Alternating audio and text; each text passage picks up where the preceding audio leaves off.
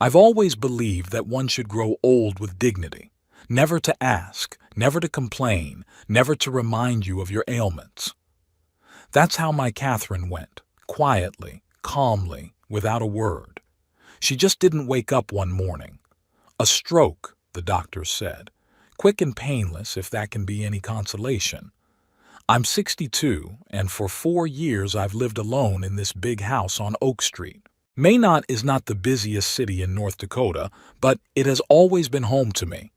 I worked here for 35 years as a project engineer for Heartland Construction, raised my daughter here, and buried my wife here. It's Sunday, the day of the family dinner. Helen and Clark come once a month, a tradition I maintain with manic persistence. I cook all day. Roast beef, potato casserole, green beans, apple pie, all Helen's favorites from childhood, although I think she switched to quinoa and avocado a long time ago. "Dad, you know we're watching carbs," is the first thing I hear from my daughter as she enters the house. She kisses me on the cheek, a quick, formal touch. "It's hard to change habits at my age anymore," I reply, trying to smile. Clark enters next, carrying a bottle of wine that we both know I don't drink. The doctor forbade it after my blood pressure problems, but Clark brings wine every time, maybe for himself. "Ray, how's life in retirement? Do you still miss your blueprints and calculations?" Clark claps me on the shoulder and walks through to the living room without even waiting for an answer. I look at my daughter and her husband. Helen is in an expensive dress that I'm sure she can't afford. Clark with his new watch, which he strokes defiantly when he thinks I'm looking. The advertising agency coordinator and the real estate insurance specialist sound solid, but I know they're constantly teetering on the edge of financial trouble. "Dinner's almost ready," I say, walking back into the kitchen. At the table, as usual, Helen is talking about her work. I hear familiar words: creative solutions, target audiences, marketing strategies. Clark inserts comments about the real estate market and insurance premiums. I nod as if I understand and am interested. Actually, I'm thinking about tomorrow. I need to fix the leaky faucet in the bathroom and stop by the bank. "Dad, are you listening to me?" Helen interrupts my thoughts. "Of course, darling. You were talking about the new advertising campaign." She sighs with that special irritation I've known since her teenage years. "I was talking about the fact that we had to postpone our vacation due to unforeseen expenses. Here it is. It's starting." I reach for my wallet absent-mindedly. "How much do you need?" Clark pretends to be shocked. "Ray, this isn't why we came here," but I can see his eyes quickly assessing the situation. He exchanges a glance with Helen, and I can almost hear their silent conversation. "Dad, it's not about the money," Helen says in a tone that means it is. "It's just that we've had a rough month.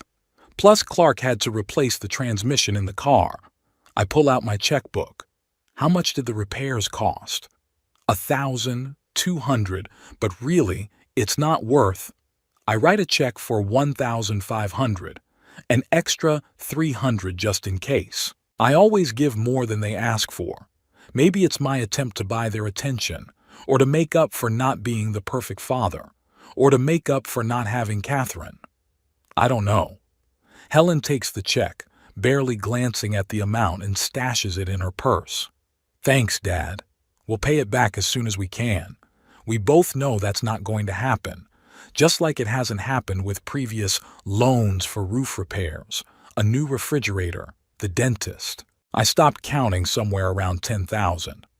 After dinner, Clark watches soccer in the living room while Helen and I clean up the dishes. In a rare moment of intimacy, she asks, "How are you, Dad?" "Really? Not bored alone?"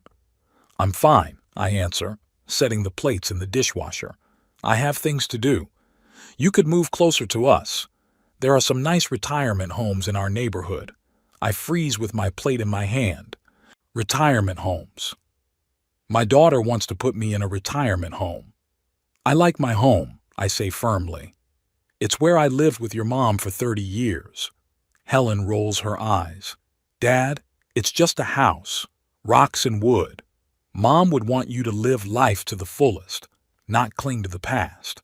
There she is, my daughter, the expert on what Catherine would want.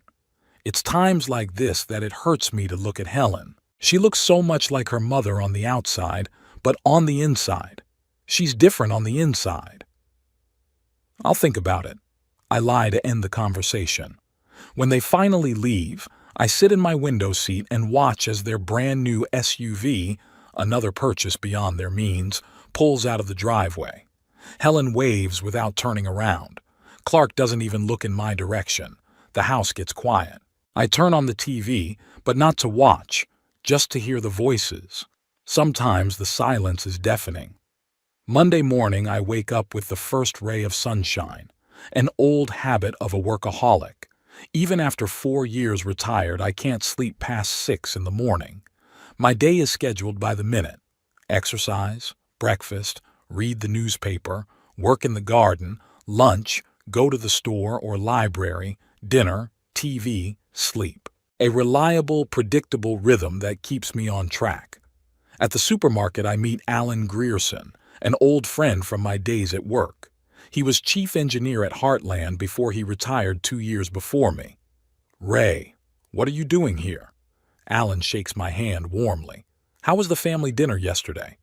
Alan knows about my complicated relationship with Helen and Clark. He was at my wedding, held Helen's newborn in his arms, supported me at Catherine's funeral. The usual. We came, we ate, we took money, we left. Alan shakes his head. "You're too nice to them, Ray. They're taking advantage of you." "This is my daughter, Alan. What am I supposed to do?" "I don't know, but sometimes loving means being able to say no." I stare at the box of cereal in my basket, not knowing what to say. We both realize that I will never say no to Helen. I can't. "Will you come over tonight?" Alan asks. "We'll watch the match, talk." "Sure," I agree. We old men need to stick together. In the evening, sitting in Alan's living room with a bottle of non-alcoholic beer, I tell him about the last loan and Helen's offer to move into a retirement home. "She just wants to sell your house," Alan says bluntly. "How much is it worth now? 350,000? 400? "About 420 at the last valuation." "Exactly. Plus your savings. You've always been frugal. How much do you have in your accounts?" I answer reluctantly, a little over 800,000, 35 years of saving for retirement, plus Catherine's insurance. Alan whistles, 200 million. That's a nice inheritance, and they know it, Ray. Trust me, they're counting every dollar. I shake my head. They're not like that. Helen's my daughter. Who comes in once a month to get money and doesn't even call to see how you're doing? It's the truth, and it's painful. The last time Helen called was 3 weeks ago to ask me to pay for their country club membership. "It's for work, Dad. All important contacts are made on the golf course." I return home with a heavy heart. Alan's words roll around in my head, but I push them away. Helen is my only child, my last connection to Catherine. No matter what she does, I will always love her and help her, even if it means being used. Wednesday, I get an unexpected call from Helen. "Dad, Clark and I have some exciting news. Can we come over tonight?" There's something in her voice that makes me wary. It's too enthusiastic, too forced. But I agree. Of course I do. They arrive at 7, both unusually animated. Helen embraces me, not a quick formal touch, but a real hug. I can't remember the last time she hugged me like that. "Dad, we have a business plan," she exclaims as soon as she crosses the threshold. "Clark and I are going to start our own agency." Clark smiles, nodding. "An advertising agency with a real estate insurance department. An integrated approach. We help sell houses and insure them. The perfect combination of our skills. I invite them into the living room, offer them tea. They decline, too excited to sit down.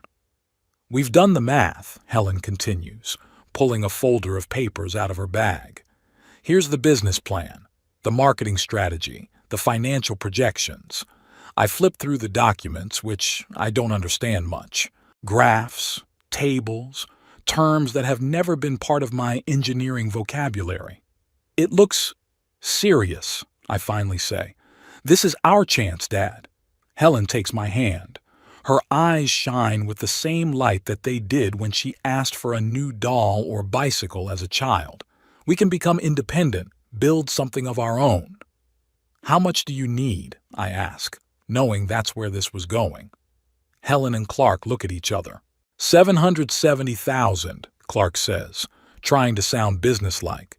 That includes office rent, equipment, advertising, salaries for the first year, licenses. I stare at them, trying to see if they're serious. $770,000 is almost all of my savings. That's a lot of money, I say quietly. Dad, we'll pay it back with interest. Helen squeezes my hand. In 3 years, the agency will start making a serious profit. You'll be an investor. You'll get dividends. I look at my daughter and see her as a little girl who dreamed of becoming a ballerina, then an artist, then a journalist. Helen was always full of big ideas, but rarely followed through. And now she's asking me to give almost everything I have to another dream. I need to think about it, I say. Sure, Dad. Helen kisses my cheek. But don't think too long. We've found the perfect office space, but it could be snatched up at any moment. They drive off, leaving a folder with a business plan. I sit in silence for a long time, poring over the papers. The numbers swirl in front of my eyes, not adding up to a coherent picture. I'm not a businessman. I'm an engineer, a man of formulas and calculations, not market forecasts and marketing strategies. I call Alan in the morning. They want $770,000 for the business, I say without preamble. How much? Alan coughs, seemingly choking on his coffee. Are you kidding me? And you're going to give it to them? I don't know, Alan. It's almost all of my savings. Exactly. Ray, listen to me. If you give them that money, you'll never see them again. Not the money, and probably not Helen and Clark. It's my daughter. I keep repeating my mantra. Who sees you as an ATM machine, not a father? Alan replies sharply. I'm sorry, but someone has to tell you the truth. His words hurt, but deep inside, I know he's right. I think back over all these years of small loans, formal visits, the way Helen and Clark look at me, not with love or respect, but with barely concealed impatience. Am I waiting for them to leave me alone? Maybe, but not at this price. The next day, Helen called again. It was unusual, 2 calls in a week when normally I might not have heard her voice for months. Dad, I was wondering if you needed any help around the house. Clark and I could come over this weekend and help with the garden or fix something. I looked at the phone in surprise, as if it could explain such strange behavior from my daughter. It's all right, Helen. I'm doing fine. But you're not getting any younger, Dad. At your age, you shouldn't overwork yourself. At my age. Helen made it sound like I was 80, not 62. I could still mow the lawn myself and change the gasket in the faucet. I'm perfectly fine, really. All right, but we'll stop by anyway. I'll make your favorite blueberry pie. Blueberry pie. My favorite pie, the one Helen hadn't made in 15 years, not since she left for college. I didn't know what to think. They arrived early on Saturday with bags of groceries and wider-than-usual smiles.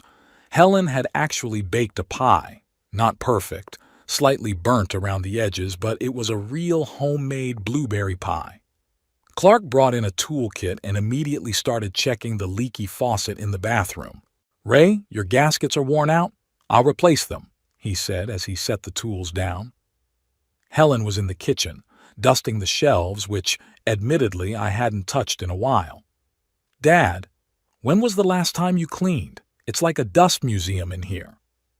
I shrugged embarrassedly. I don't remember. A month ago? A month. Helen shook her head. I'll tell you what, from now on I'll come and help you at least once a week. You can't live like this. We had lunch on the veranda for the first time in a long time. Helen laid the tablecloth that Catherine had kept for special occasions and got out some nice dishes. Clark told tales from the insurance world, and Helen laughed at his jokes with exaggerated enthusiasm. I kept feeling like I was watching some kind of play. After lunch, when Clark went to the garage to check on the tools, Helen sat down next to me on the couch. "Dad, have you thought about our proposal?" "Oh, that's what it is." "A little," I answered cautiously. $770,000 is a lot of money, Helen. "I know, Dad, but it's our only chance to get out of the rat race, you know? Clark hates his job. I'm stuck at the agency with no prospects for promotion. And here we have our own business, freedom, a chance to build something worthwhile." She spoke with such passion that for a moment I almost believed her. Almost. "What if the business doesn't work out?" I asked. "The statistics aren't on your side. Most new businesses close in the first year. But not ours." Helen took my hand. "Dad, we've done the math. Clark's in real estate, I'm in advertising. Together, we can offer something other agencies don't." I looked at my daughter, the same daughter who barely had time to call me on my birthday, and saw her turn her charm on full blast. The same look, the same intonation she'd used as a child, begging for a new toy or permission to take a late-night walk. "I need to think about it," I said, looking away. "Sure, Dad. We're not rushing you." But we both knew we weren't. The next week became a siege. Helen called every day, dropping by with lunch, sending more materials about their business idea. Clark arranged a meeting with some realtor he knew, who confirmed that the idea of an integrated agency was promising. They invited me to dinners at restaurants and took me to show me potential office space, modern, bright, in a good neighborhood. "See, Dad? Here will be the reception, there, offices for meetings with clients, and in the back, our workplaces." Helen took me around the empty room, drawing in the air future partitions and furniture. I nodded, absent-mindedly listening to her plans, unable to escape the feeling that I was being sucked into a vortex from which there was no escape. That evening, I called Alan. "They won't let up," I said, pouring myself a cup of tea. "Helen's the perfect daughter now. Clark's the caring son-in-law. They're literally stalking me with this business idea." "Because they know you're close to agreeing to it," Alan replied. "Ray, have you ever said no to Helen for anything serious in your life?" I wondered. "No, I haven't. Even when she dropped out of college after her sophomore year to find herself, I kept paying her rent. Even when she married Clark against my better judgment, I paid for the wedding. Even when they bought a house they couldn't afford, I made the down payment." "No," I admitted. "But this time it's all my savings we're talking about, Alan. If I give away $770,000, all I'll have left is the house and my pension." "Exactly. Are you sure they won't come for the house next?" I remembered talking to Helen about retirement homes. Maybe Alan was right. "What should I do?" I asked, feeling helpless. "If you really want to help them with the business, and I'm not sure it's a good idea, then don't give the whole amount at once. Offer partial financing with clear terms and paperwork. Or, best of all, say no. Say no to Helen. Easier said than done." The next day, Helen and Clark arrived again with dinner, Thai food from a restaurant I'd never tried. "You need to expand your culinary horizons, Dad," Helen said as she laid out the containers. "You can't eat the same thing all your life." I didn't bother saying that Thai food was too spicy for my stomach. Instead, I decided to finally discuss their proposal. "I've been thinking about your business plan," I began as we sat down at the table. Helen and Clark immediately put down their chopsticks, their attention focused entirely on me. "I?" Helen could barely contain her impatience. "I want to help you, I really do. But $770,000 is practically my entire savings." "We understand, Dad." Helen put her hand in mine. "And we're eternally grateful. It'll be the best investment, I promise." "But I can't just hand over that much money with no guarantees," I continued. "Maybe we could start with a smaller amount? Say $200,000? Helen's face tensed a little, but she quickly restored her smile. Dad, we've done the math. Anything less than that wouldn't even be enough to get us started. We need to rent an office, buy equipment, hire staff, start advertising. What about a bank loan? I suggested it. If your business plan is so good, a bank could— Banks don't lend to startups without a history, Clark interrupted. We've tried. They need either huge collateral or proven profitability. We have neither. I sighed. Something about their insistence, the way they were dismissing all the alternatives, made me nervous. I'm just afraid that if I give you all my savings and the business fails, I'll be left with nothing in my old age. Dad, Helen looked me straight in the eye, don't you want us to be happy, so we can finally live the life we deserve? Isn't that why you've worked and saved all your life? To provide for your family. That's it. A direct blow to my guilt and my duty as a father. Helen knew my weaknesses and pressed them mercilessly. Of course I want you to be happy, I said quietly. It's just that this is a very serious step. We understand, Clark interjected. And we're going to document it properly. You'll be an investor. You'll get a share of the profits. It's not a gift, Ray. It's a business arrangement. I nodded, not knowing what else to say. Part of me wanted to agree, just to see Helen rejoice. The other part was screaming danger. I need a little more time, I said finally, and I'd like to consult a lawyer about the paperwork. Helen and Clark looked at each other.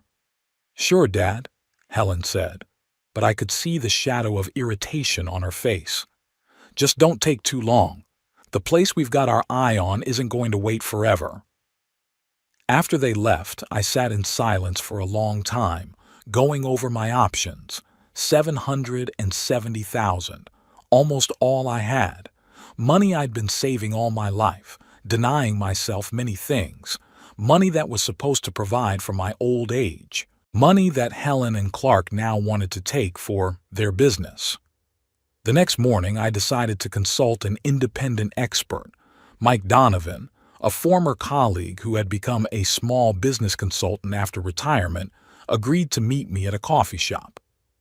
$770,000 for an advertising agency with an insurance department? Mike looked over the copies of the business plan I'd brought. Sounds, ambitious.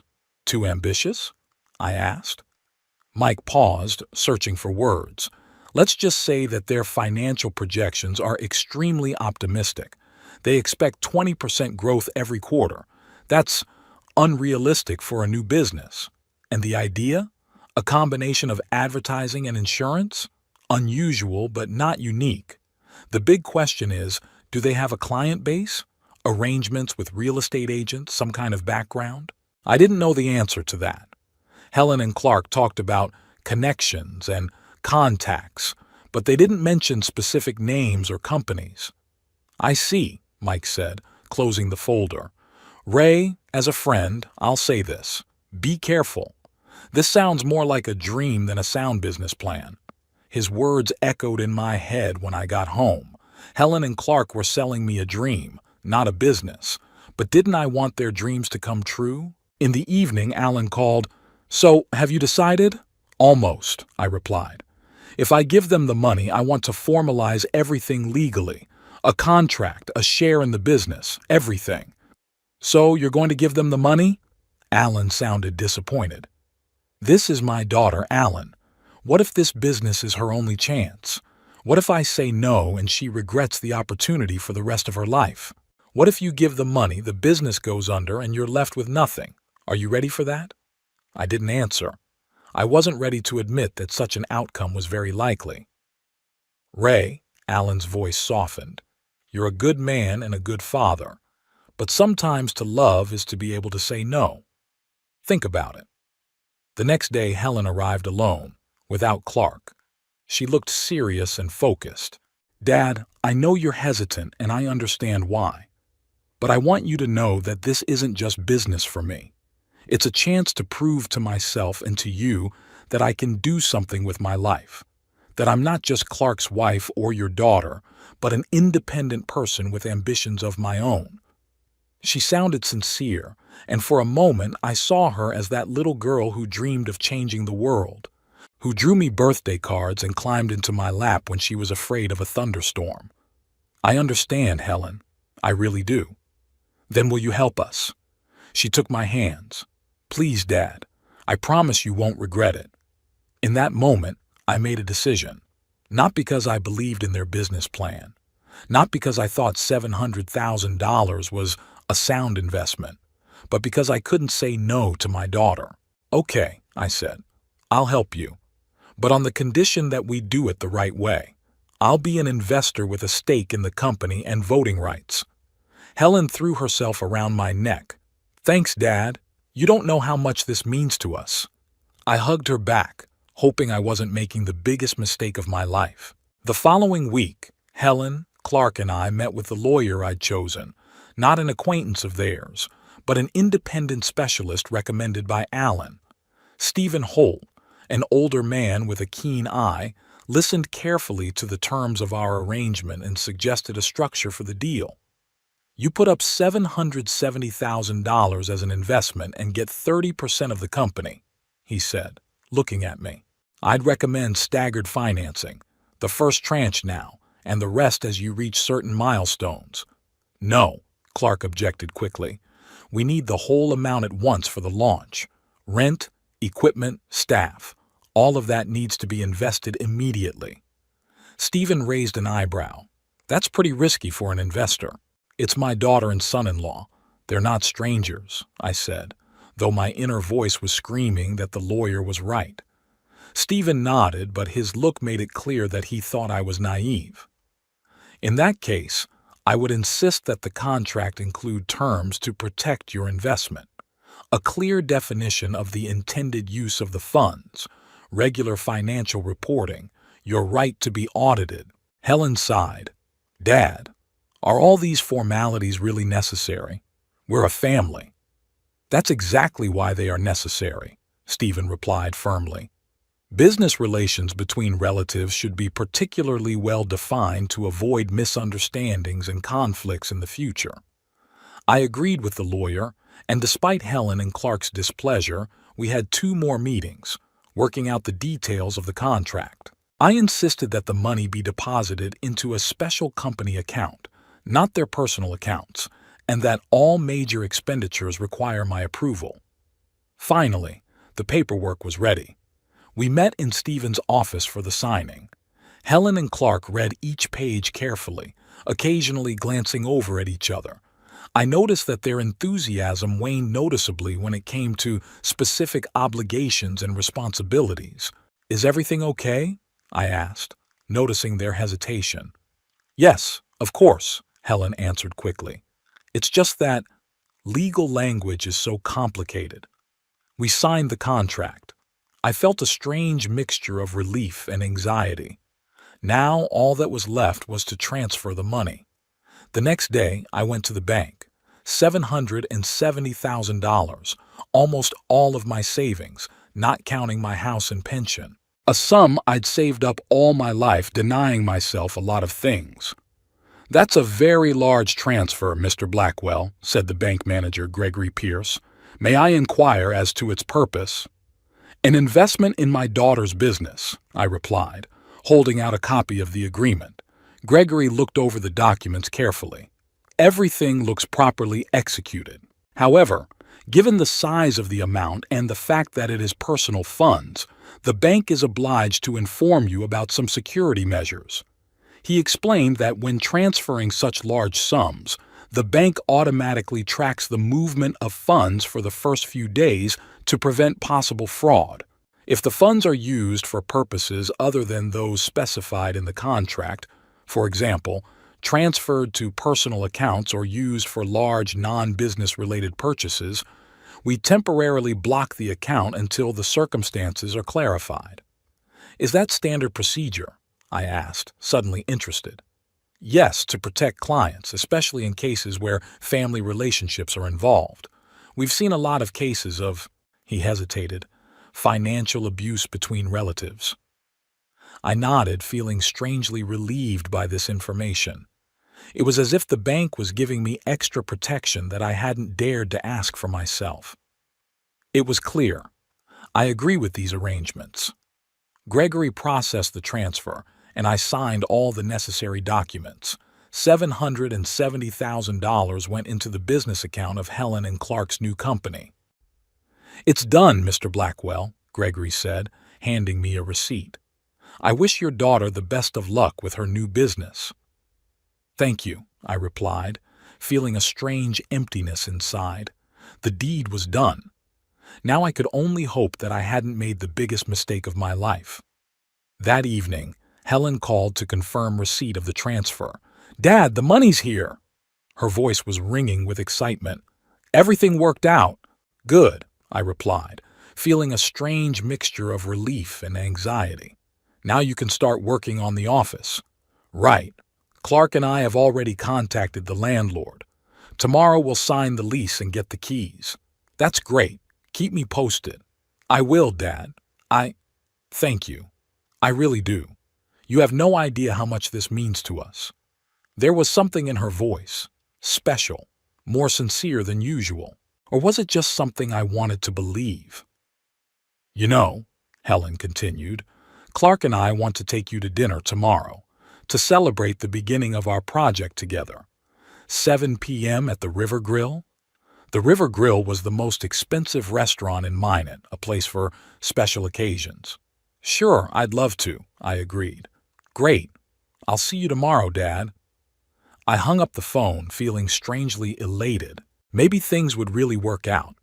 Maybe this business would bring us closer together, make us a family and not just people bound by blood and a sense of duty. The next morning I woke up at first light, as usual.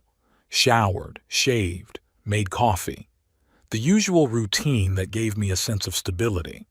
Only today everything seemed a little different, like there was a premonition of change in the air. I planned to stop by the bank to see if my remaining accounts were okay after yesterday's big transfer.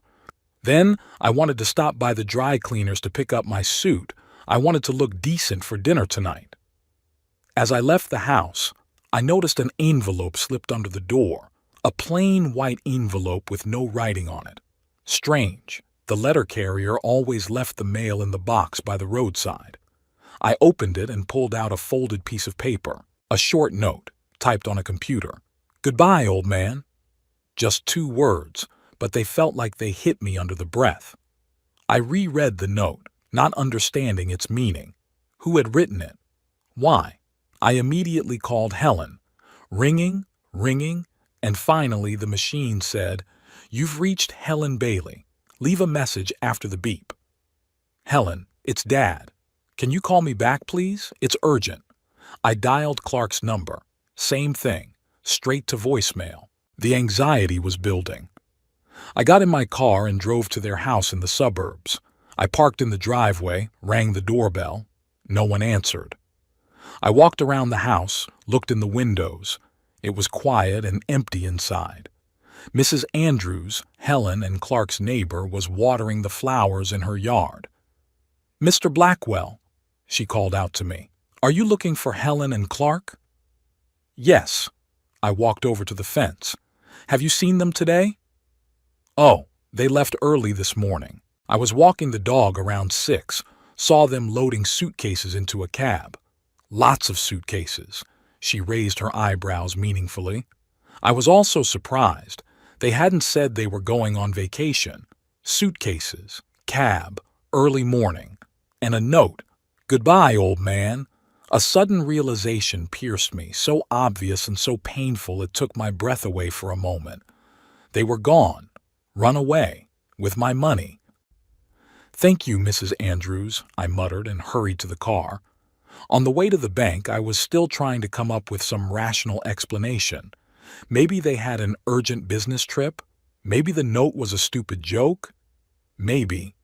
But deep down inside, I already knew the truth. Gregory Pierce, the bank manager, greeted me with a professional smile that faded slightly when he saw my face. "Mr. Blackwell, is everything all right?" "I'm not sure," I replied, taking a seat across from his desk. Yesterday, I transferred money into my daughter and her husband's business account. This morning, I found a strange note, and it looks like they've left town. I'd like to check into what's going on with that money." Gregory frowned.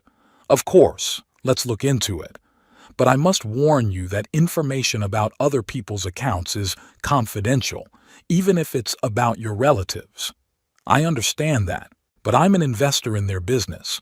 It's in the contract I showed you yesterday." Gregory nodded and started typing something on the computer. He studied the screen for a couple minutes, his eyebrows rising higher and higher. "Mr. Blackwell," he finally said, "there is indeed some unusual activity here. At 7:30 this morning, there was an attempt to transfer $700,000 from a business account to Mr. and Mrs. Bailey's personal account.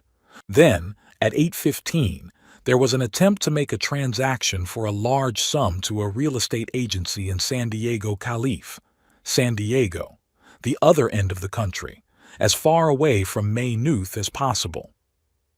"And what happened to those attempts?" I asked, feeling everything inside go cold. "The bank's security system automatically blocked both transactions as suspicious," Gregory replied. "As I explained yesterday, with such large transfers, the bank monitors the movement of funds, especially if it does not correspond to the stated purpose. Transferring almost the entire amount to a personal account the day after you received it and trying to use the money to buy real estate in another state is clearly against the terms of the investment agreement you gave us." I felt both relieved and bitter at the same time. The money wasn't missing, but my daughter, my Helen, she did try to run off with my money. "What now?" I asked. "The account has been temporarily blocked until the circumstances are clarified. A notice has been sent to the account holders. They need to contact the bank and explain the situation. If the explanation is satisfactory, the blocking can be lifted.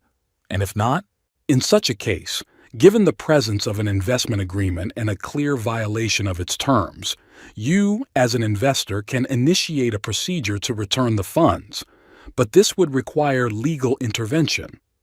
I nodded, trying to comprehend the situation.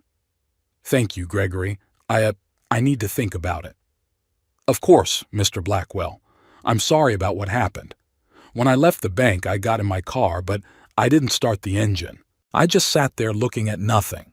$770,000. My life savings. My daughter tried to steal them and run away. My daughter, my Helen. I don't know how long I sat like that. Minutes? Hours? I was roused from my daze by the ringing of the phone. Helen's number. I stared at the screen for a long time before I answered it. "Yes? Dad?" Helen's voice sounded panicked. "Dad, what's going on? The bank's blocked our account. They're talking about some suspicious transactions, but we were just trying to rent an office and buy equipment. Lies. Such an obvious, such a painful lie." "Isn't that right, Helen?" My voice sounded unexpectedly calm. "An office in San Diego, $700,000 worth of equipment." Pause. A long, hard pause. "Dad, I can explain everything. Explain the goodbye, old man note. Explain the suitcases in the early morning. Explain why you were trying to transfer money into your personal account." Again, there was a pause. Then Helen changed tactics. "Okay, yes, we were going to move to California, but the business plan is real. We just wanted to open an agency there, not in Maynooth. More opportunities, more clients. And you couldn't just tell me that, instead of lying and manipulating and then running away? You wouldn't have agreed." There was a note of accusation in her voice. "You always wanted me to stay by your side, even if it meant burying yourself in this God-forsaken town." Her words hurt more than I'd expected. God-forsaken little town, the place where I'd spent my whole life, where Catherine and I raised Helen, where I hoped to live out my days in peace. "I never held you back, Helen," I said quietly. "You went away to study and I supported you. You married Clark even though I was against it, and I paid for your wedding anyway. I've always let you live your life. But only on your terms. Just so long as I remain the good daughter who visits you on Sundays and listens to your tedious stories. Every word was a stabbing blow. Tedious stories. I remembered reading to her before bed, talking about the stars, teaching her how to ride a bike. All those memories I treasured were just boring stories to her. "And that's why you decided to steal my money and run away?" I asked. "We didn't steal it." Helen was indignant. "It's an investment in the business. The fact that we wanted to open it elsewhere doesn't change anything." "Helen," I took a deep breath, "you were trying to transfer money into your personal account. This has nothing to do with business. It's theft." "God, Dad, you're so petty." She was almost screaming now. "It was a temporary measure. We needed to move the money quickly to make a deposit on the house and office." "The house?" I seized on that word. "What house?" There was another pause. Helen realized she'd blurted it out. "A small house in the suburbs of San Diego," she finally admitted. "Overlooking the ocean, 3 bedrooms, pool." "How much is it worth?" $650,000, she answered quietly. "But part of it could be used as a home office. It would be both a home and a business space at the same time. 650,000 out of 770. There would only be 120,000 left for business, even less if you took into account moving and setup costs. They weren't counting on any business, just a house by the ocean for my money." "Dad," Helen's voice became pleading, "help us unlock the account. Talk to the bank. Tell them it's okay, that you approve of what we're doing." "No," I said firmly. "What?" "I said no, Helen. I won't help you unlock the account." "But it's our money!" Now she was screaming. "You gave it to us." "I invested it in the business, not gave it to you for a house by the ocean." "You can't do that. We already quit our jobs. We've already rented the apartment. We have tickets to San Diego tomorrow." "It's your choice, Helen. You chose to lie to me, steal my money, and run away. Now live with the consequences." "You'll regret it." Her voice turned icy. "I swear you will. We'll find a way to get that money with or without your help." "Goodbye, Helen," I said, and hung up. I sat in the car, listening to the silence. Strangely, I felt no anger or grief, just tiredness and emptiness. It was as if something inside me had finally died. The phone rang again. Clark's number. I didn't answer it. Then another call from Helen. Again, no answer. They rang and rang, but I just stared at the screen, not moving.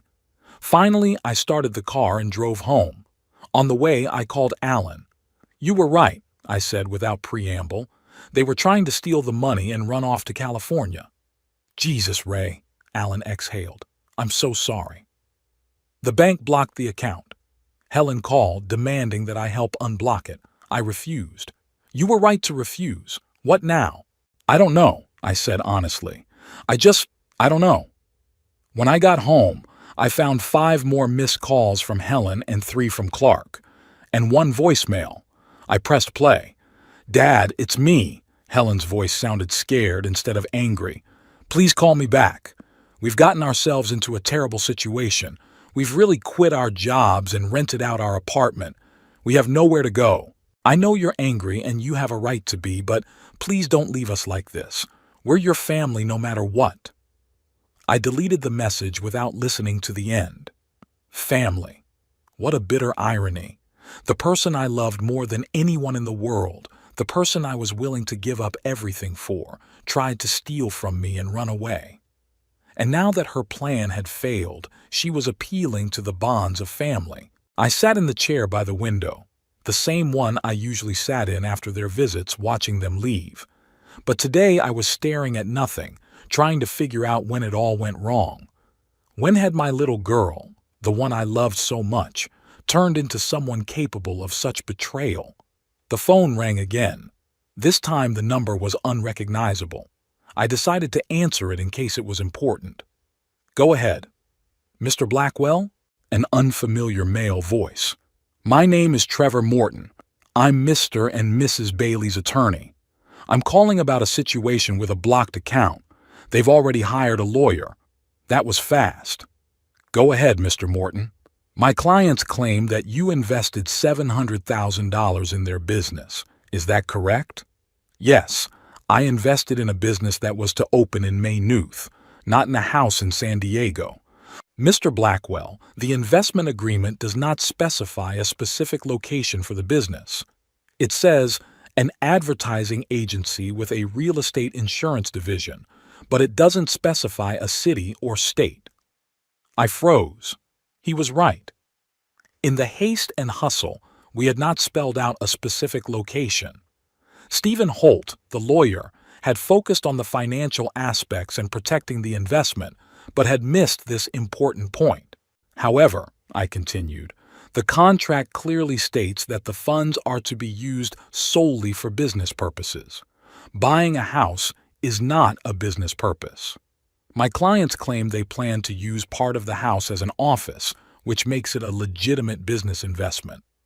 $650,000 for the house and only $120,000 for the business itself. That's inconsistent with the business plan they submitted. Plans change, Mr. Blackwell. Business is a dynamic environment. I felt anger building up inside. This man, this lawyer, was trying to whitewash an obvious fraud by using legal language. Mr. Morton, I said, trying to speak calmly.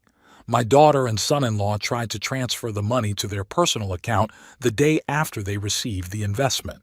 They left a goodbye old man note and tried to flee to another state. That's not a change of plans. That's fraud. That's your interpretation, Mr. Blackwell.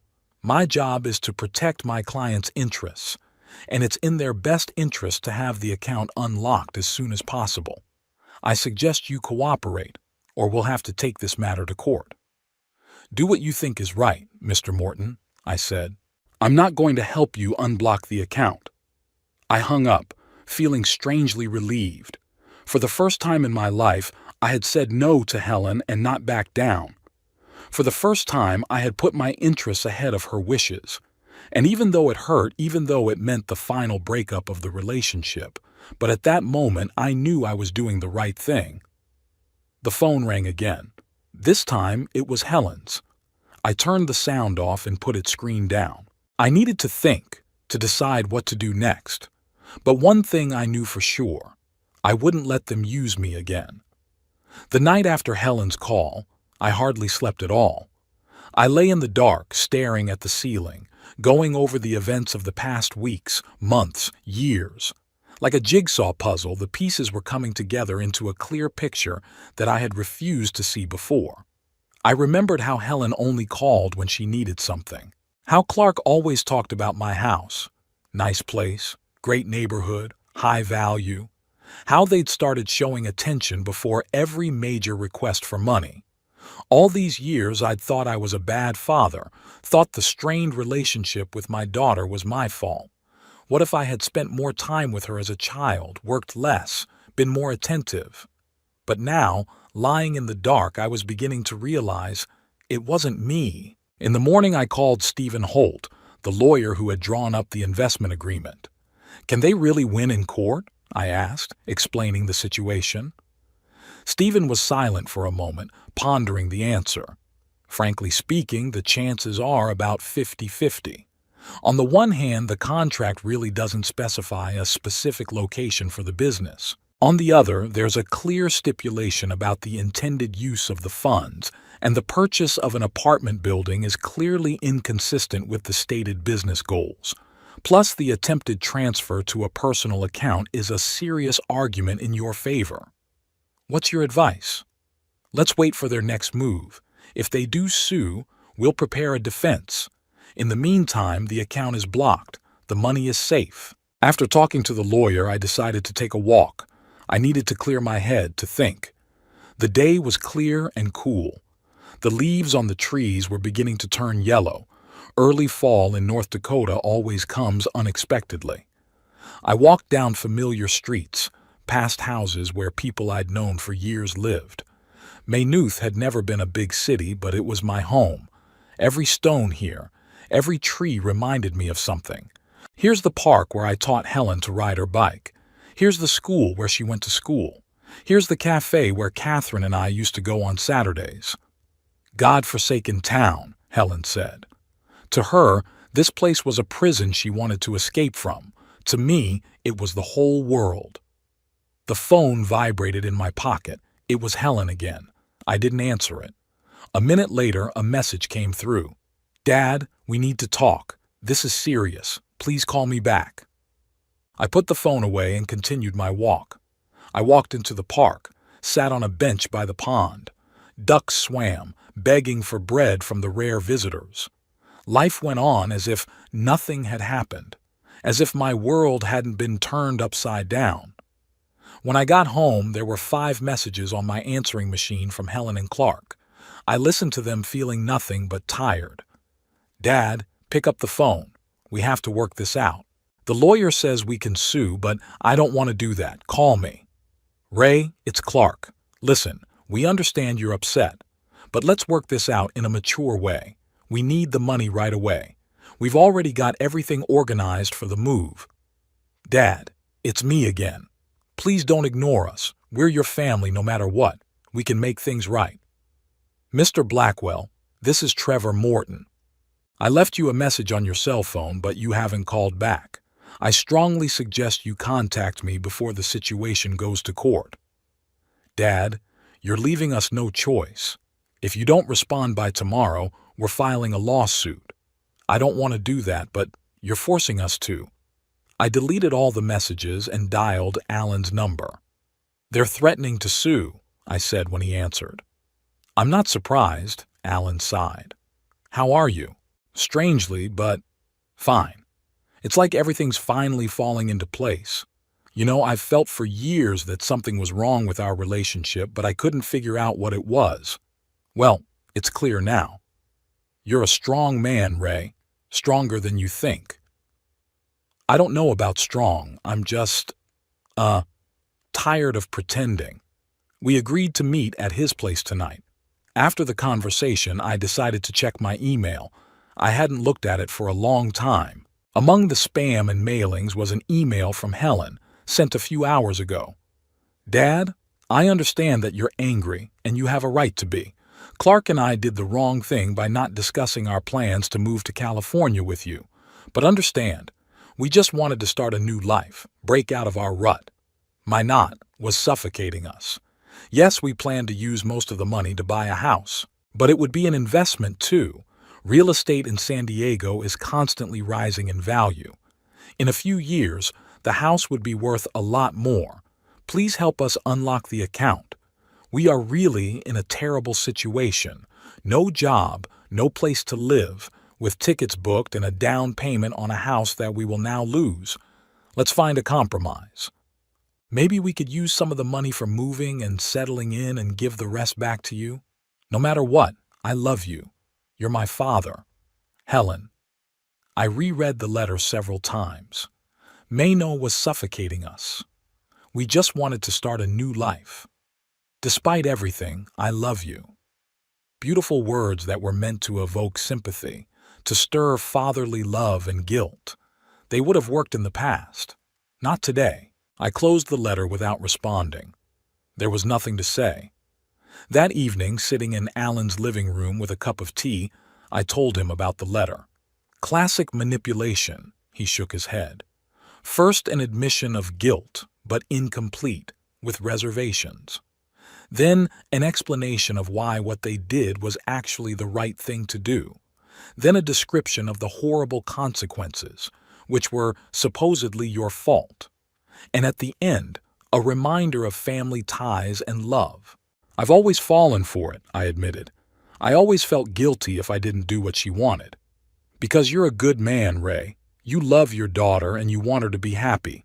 They took advantage of that. I remembered all those years of petty manipulation. How Helen complained about college until I let her drop out. How she introduced Clark to me, having already announced the engagement without asking my opinion. How they bought a house they couldn't afford knowing I wouldn't let them be homeless. Every time I caved, every time I felt guilty if I hesitated. You know what the weirdest thing is? I said to Alan. I always thought the problem was that I wasn't a good enough father, that if I was better she'd love me more, call me more, take care of me. But that's not the point, is it? The point is that she's just, that kind of person. Alan nodded. Some people are just selfish by nature. No matter what you do, they'll always think only of themselves. It's hard for me to accept that my daughter is that kind of person. I understand, but sometimes accepting the truth is the only way to move on. The next morning I was awakened by a phone call, an unfamiliar number. Mr. Blackwell? A woman's voice. My name is Sarah Jenkins from the Minot Daily News. We would like your comment on a statement made by your daughter. I sat up on the bed trying to figure out what she was talking about. What statement? Your daughter, Helen Bailey, has contacted our newsroom with a story about you allegedly holding her inheritance and trying to control her life. She claims you promised her money for a business and then changed your mind when you found out she wanted to move out of Maynooth. I couldn't believe my ears. Helen went to the paper, decided to embarrass me publicly. That's a complete lie, I replied, trying to remain calm. I invested in their business that was supposed to open here in Maynooth. They tried to use the money to buy a house in California and run away, leaving me a note saying, "Goodbye, old man." The bank blocked the account for breach of the investment agreement. Do you have proof? Sure. The investment agreement, the business plan, the note they left, the bank's records of the attempted transfer to the personal account. I can provide all of that. Okay, Mr. Blackwell, we'd like copies of these documents for fact-checking purposes. I agreed to send her the documents and hung up, stunned. Helen wasn't just trying to steal my money. Now she was trying to smear me publicly, to make me look like a tyrant holding back her inheritance, as if the money I'd earned through hard work already belonged to her. I gathered all the documents, scanned them, and sent them to the editor. Then I called Stephen Holt to alert him to this new turn of events. "Don't worry, Mr. Blackwell," the lawyer said after I told him about the call from the newspaper. "Defamation is a serious charge. If they publish false allegations, we can sue for honor and dignity." "I don't want to sue my own daughter," I sighed. "I understand. But sometimes you have to protect your reputation, especially in a small town where everyone knows everyone else." After talking to the lawyer, I finally decided to listen to the new messages from Helen. There were 3, all left last night. "Dad, why aren't you answering your cell phone? We're trying to solve a problem and you're just ignoring us. It's not fair. If you don't answer, we'll be forced to take more serious action. We have no choice. Realize that. Last chance, Dad. Call me back before morning or blame yourself." Apparently, serious measures had already been taken, contacting the newspaper. I deleted all the messages and blocked their numbers. Enough was enough. I wasn't going to let them manipulate me anymore. In the afternoon, Sarah Jenkins from the paper called. "Mr. Blackwell, we've reviewed the documents you provided. They fully corroborate your version of events. We won't publish your daughter's statement because it doesn't fit the facts. I apologize for the inconvenience." "Thank you," was all I could say. "If I may ask you a personal question, why did your daughter think that her version would be accepted when there are documents that clearly refute it?" I wondered. Why was Helen so sure that she would be believed and not me? "I think she was just used to people believing her," I finally answered. "Especially me." After that call, I felt strangely relieved. It was as if the last thread tying me to my illusions about my daughter had finally been severed. I saw her as she was, not the idealized image I had created, but a real person with all her flaws. The phone rang again. This time it was Clark, calling from an unknown number. "Ray, we need to talk," he said without preamble. "Helen did something stupid with that paper, I know, but the situation is really critical. We have nowhere to go." "What about your house?" I asked. "The one you lived in before this adventure? We've already rented it out to the new tenants. They're moving in at the end of the week. And your job? We've already quit." Helen even made a scene in the office, told her boss what she thought of him. I almost chuckled. Typical Helen, burning bridges without thinking of the consequences. Well, that's your choice, I said. Not mine. Ray, look. Clark's voice became pleading. We admit we did wrong, but we're desperate. At least some of the money, say 100,000, just so we can rent an apartment and find a new job. No, I answered firmly. I won't give you a dime. You tried to steal my money to run away without a trace, and when the plan failed, you started threatening and slandering me. Why should I help you after that? Because Helen's your daughter, Clark's last trump card. Yes, she is my daughter, and that's why I'm so disappointed. I expected more from her. Both of you. I hung up the phone, feeling strangely calm. For the first time in my life, I wasn't being manipulated. For the first time, I put my own interests before theirs, and it was, liberating. In the evening, there was a knock on the door. I opened it and saw Helen crying, her hair disheveled. She looked awful, as if she hadn't slept in days. Dad, her voice trembled, please help us. We've lost everything. We have nothing left. I looked at her, and a strange feeling swept over me. This was my daughter, the person I loved most in the world. But at the same time, a stranger capable of lies, manipulation, and betrayal. Helen, I said quietly, I loved you from the first day of your life, gave you everything I could, supported you even when I didn't approve of your decisions, but you never appreciated that. To you, I've always been just a source of money. That's not true, she exclaimed. I love you, Dad. You love what I can give you. It's not the same thing. How can you say that? Tears ran down her cheeks. After everything that's happened between us? What was between us, Helen? I asked quietly. When was the last time you called just to check on me? Not to ask for money or help, but just to talk. When was the last time you took an interest in my life? She opened her mouth but couldn't find anything to say. Exactly, I nodded. Our relationship has always been one-sided. I gave, you took. And you know what? I'm tired. What do you want from me? Helen's voice became hard. For me to crawl on my knees, begging for forgiveness. That I give up my life and stay in this hole taking care of you. That's your condition. I don't want anything from you, Helen. Here's the thing. I've finally realized that our relationship will never be what I dreamed it would be. You'll never love me the way I love you, and I accept that. So you're just throwing me out of your life? Your only daughter? No, Helen. You're the one who threw me out of your life when you decided to steal my money and run away. When you wrote, "Goodbye, old man." I'm just accepting your decision. Her face changed. The mask of vulnerability fell away, exposing anger and contempt. You're going to regret this, she hissed. I swear you'll regret it. Goodbye, Helen, I said, and closed the door.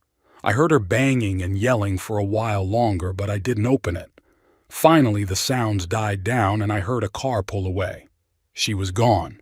And this time, probably for good. I sat down in the chair by the window, the same one I'd spent so many evenings in looking out at the empty street after they'd left. But tonight, I didn't feel the usual longing and loneliness, only a strange, quiet calm, as if the heavy weight I had been carrying for years had finally fallen from my shoulders. The next day, I learned from Helen and Clark's neighbor that they had moved out of their house during the night, loading their belongings into a rented truck. No one knew where they were headed. Maybe to California, after all, just without the luxurious oceanfront home. Maybe somewhere else. I didn't try to find them. There was no point. Our paths had diverged, and maybe that was best for everyone. It had been 2 weeks since Helen and Clark had disappeared from Maynooth. 2 weeks of silence that at first seemed like a blessing, but then began to press down with a strange heaviness. Not that I'd missed their manipulations and demands. No, of course not. But the idea that my only daughter had simply disappeared from my life, leaving behind only bitterness and disappointment, was painful. Stephen Holt, my lawyer, called Monday morning. "Mr. Blackwell, I have news. Your daughter's attorney has contacted me. They want to discuss the possibility of a settlement. I sat in the kitchen, clutching the phone receiver, looking out the window at my garden. The roses that Catherine loved so much had already bloomed, but the bushes were still standing strong, ready for winter. "What kind of arrangement?" I asked. "They give up the idea of a lawsuit and agree to return most of the money. In return, they ask that you not press charges of fraud and let them keep some of the money." "How much do they want to keep?" "500,000. I chuckled. Even now, backed into a corner, they were trying to bargain for the maximum. "No, that's too much."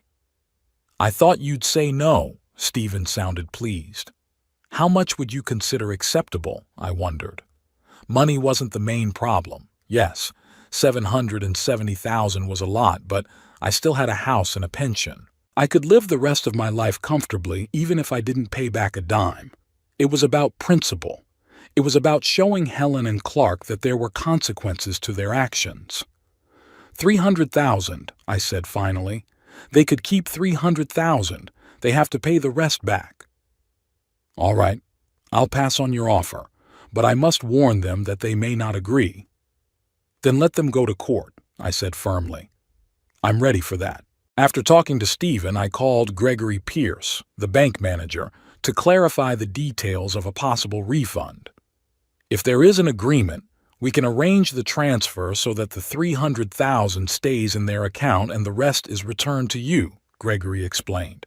"It would require your written consent and a similar document from them." "What about the legal side?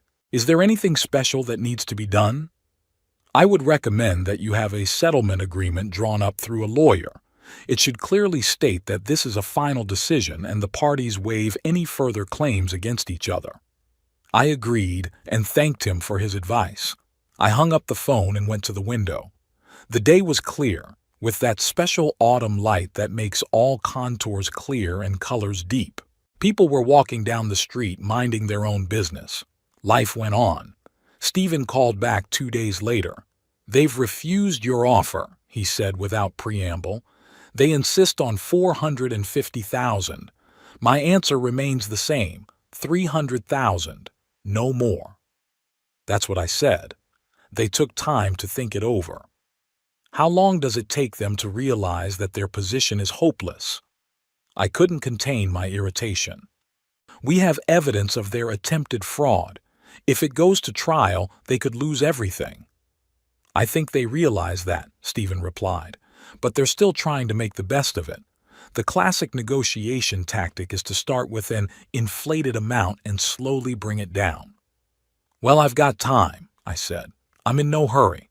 That evening I received an email from Helen, the first direct message from her in a while.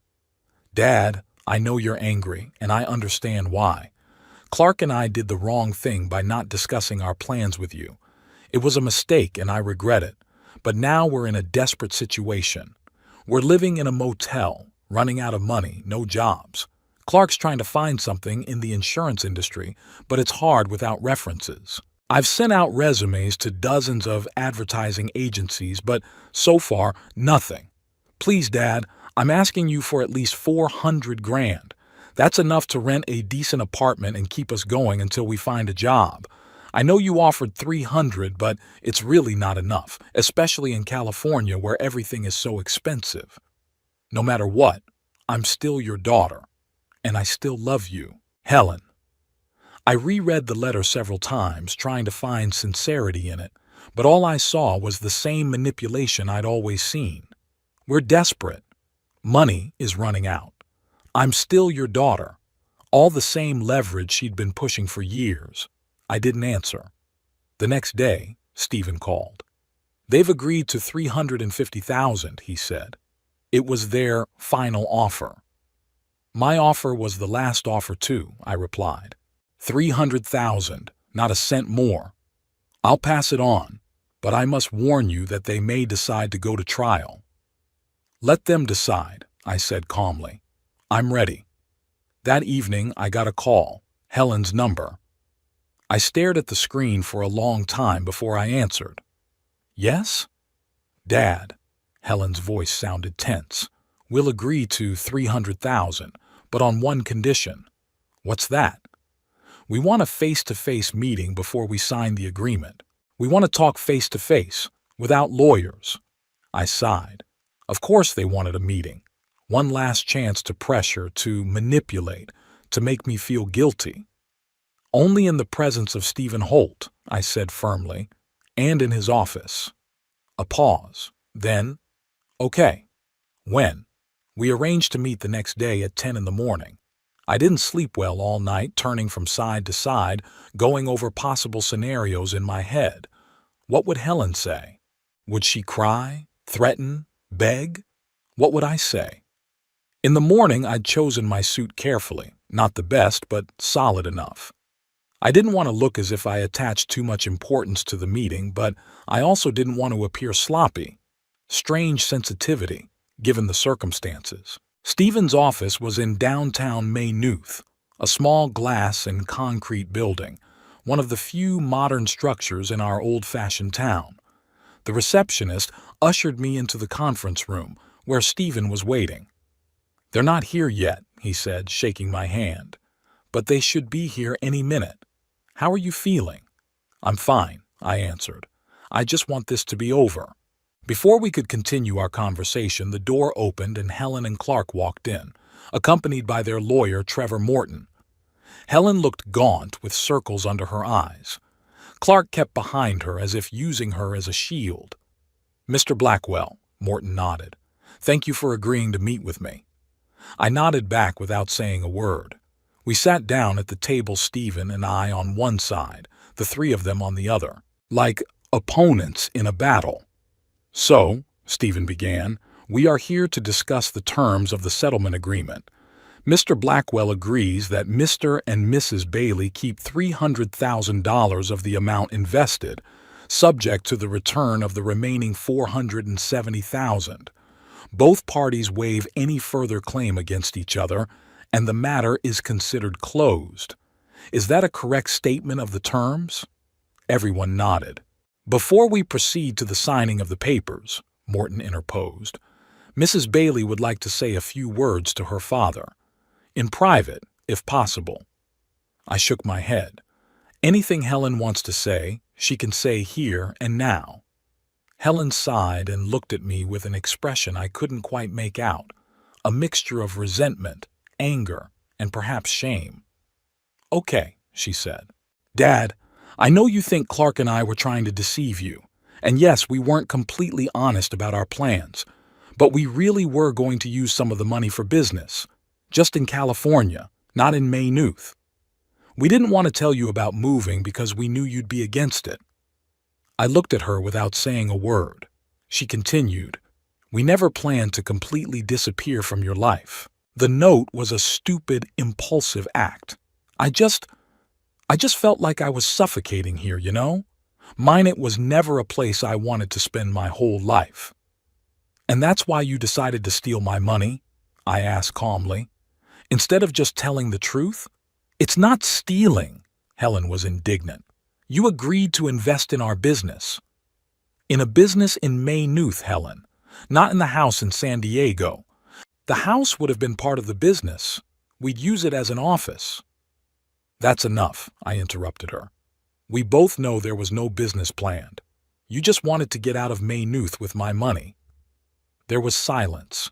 Helen and Clark looked at each other, their lawyer coughing awkwardly. "If that's all you have to say," Stephen interjected, "let's move on to the documents." Morton nodded and pulled a folder out of his briefcase. "We've prepared an agreement in accordance with the agreed terms. You can read it." Stephen took the document and read it carefully, sometimes making notes. Then he handed it to me. I looked through the document. The legal language was complicated, but the gist of it was simple. Helen and Clark get $300,000 and the rest is returned to me. Both parties waive any further claims. "I agree," I said, handing the document back to Stephen. As the lawyers discussed the details, I looked at Helen. She sat with her head down, avoiding my gaze. She looked defeated, but I didn't believe that look. I knew too well her ability to manipulate, to play the victim when it was advantageous. Finally, the papers were ready. We all signed 3 copies, one for each party and one for the bank. "That's it," Stephen said, gathering up the papers. "The bank will receive a copy of the agreement today. After that, the funds will be unlocked and disbursed as agreed." We all stood up. The moment was awkward. What to say after this? Helen solved the problem by stepping toward me. "Dad, I know you're angry right now, but hopefully in time you'll be able to forgive us. We're still a family no matter what." I looked at her, at this woman who was my daughter but had become a stranger. $300,000, Helen," I said quietly. "Consider this your last gift, and the last contact between us." Her face changed. The mask of vulnerability fell away, giving way to cold anger. "Whatever you say," she hissed. "Come on, Clark." They walked out without looking back. Trevor Morton shook my hand, dryly, professionally, and followed them out. Stephen and I were alone in the conference room. "Are you okay?" he asked. "Yes," I answered, wondering how true that was. "I'm fine." When I left Stephen's office, I decided to walk, despite the drizzle. I needed to think, to make sense of what had happened. $300,000. I'd given my daughter $300,000 to disappear from my life. It sounded awful when you think about it, but liberating at the same time. At home, the first thing I did was call Alan to tell him about the meeting. "Was it over?" he asked. "Yes," I replied. "They agreed to $300,000. The rest will come back to me as soon as the bank processes the paperwork." "How do you feel about that?" I wondered. How do I feel? There was no grief, no anger, no relief, just emptiness. Like a long, tedious chapter of my life had ended, and I didn't know what would happen next. "It's okay," I finally answered. "Just fine." The next day, I received a short text from Stephen. "All paperwork has been processed and the money has been distributed as agreed. Case closed." Case closed. Such a formal phrase for such an emotional event. But perhaps that's how it should have been treated, as a case that was now closed. I checked my bank account online. $470,000 was back. Not the full amount I'd invested, but most of it. Enough to live comfortably for the rest of my days without worrying about finances. That afternoon, I decided to walk to the park. It was a beautiful day, sunny, with a slight breeze, smelling of fall. On the way, I met Mrs. Jenkins, a neighbor who lived 3 houses down from me. "Raymond," she waved at me. "It's been a long time. How are you?" "Fine, Mrs. Jenkins, thank you. How are you?" "Can't complain. My arthritis is bothering me, but that's normal at my age. By the way, I heard Helen and her husband moved out of town." "Well then, the news has spread. Maynooth is a small town. Secrets don't live long here." "Yes," I answered simply. "They decided to start a new life elsewhere. It's a shame. I always thought Helen was a good girl. But young people are on the move all the time now, aren't they? Not like us these days." I nodded, not wanting to go any further. Mrs. Jenkins, thankfully, didn't insist, and went on to discuss the weather and plans for the winter. In the park, I sat on a bench by the pond. Ducks swam about, begging for bread from the rare visitors. Life went on as if nothing had happened, as if my world hadn't been turned upside down. Strangely, the thought didn't cause pain, only acceptance. This was the way it was supposed to happen. Maybe not as dramatically, not through betrayal and lies, but sooner or later our paths would have parted. We were too different, me and my daughter. In the evening, Alan called, "How about dinner at my place? Nothing fancy, just steak and potatoes. And maybe a game of chess." "Sounds great," I agreed. "I'll be there in an hour." At Alan's, we talked about everything but Helen and money, politics, sports, fishing, winter plans. Just the usual conversation between 2 old friends, and it was exactly what I needed. "You know," Alan said as I was about to leave, "you look better, calmer." "That's how I feel," I admitted. "It's weird, isn't it? I should be grieving the loss of my daughter, and instead you feel relieved, Alan finished for me. And there's nothing strange about that, Ray. You've been carrying the burden of a toxic relationship for years. Now you're free of it. I nodded. He was right. The days were adding up to weeks. I was back to my usual routine: breakfast, newspaper, walk, lunch, reading, dinner, TV, sleep. But something had changed. I no longer felt the tension, the constant anxiety that had accompanied me for years. I wasn't waiting for the next call asking for money. I didn't prepare for the monthly visits that always left me feeling empty and inadequate. Life became simpler, calmer. And in that calm, I found a strange contentment. Not happiness, no. Too much had been lost for happiness. But satisfaction, yes. As if I were finally free of the heavy weight I had been carrying for so long that I had ceased to notice it. There was no word from Helen. No calls, no letters, no messages. It was as if she had truly disappeared from my life. Sometimes, lying awake at night, I thought of her, not the grown woman who had tried to steal from me, but the little girl with pigtails who had once looked at me with adoration. Thought about how she'd changed, how we'd both changed, and tried to figure out exactly when it all went wrong. I couldn't find the answer. Maybe it didn't exist. Maybe some things just happen, and all we can do is accept them and move on. And so I moved on, day by day, step by step. Not happy, but not miserable either. Just living my life without toxicity, without manipulation, without constant guilt. Sometimes I wondered how Helen and Clark's life had turned out. Had they moved to California? Had they found jobs? Were they happy? But those thoughts came less and less often and eventually almost disappeared. Life went on. Not the kind I had expected, not the kind I had dreamed of when I held newborn Helen in my arms, but my own life, one in which I could finally breathe freely. And maybe, in the end, that was what mattered most.